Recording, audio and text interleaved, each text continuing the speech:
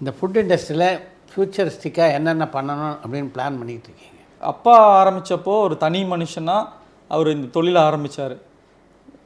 இன்றைக்கி ஒரு 2500-3000 பேர் இதை நம்பி இருக்காங்க.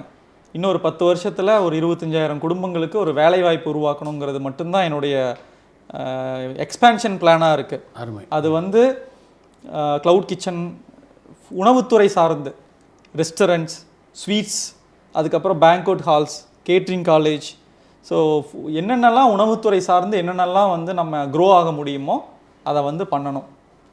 இவ்வளோ பேருக்கு ஒரு எம்ப்ளாய்மெண்ட் கொடுக்கணும் அப்படிங்கிறத நோக்கி தான் நாங்கள் வந்து ட்ராவல் பண்ணிகிட்ருக்கோம்.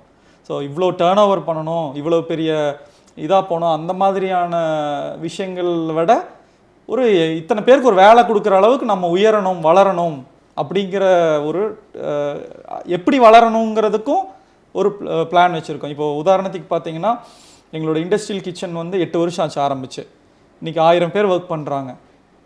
அடுத்தது பெங்களூர் பண்ணுறோம். அடுத்தது வந்து ஹைதராபாத். ஸோ காக்னிசென்ட்டுடைய பேன் இண்டியா வெண்டார் வந்து நம்ம தான், மாதம்பட்டி ஃபுட் சர்வீசஸ்.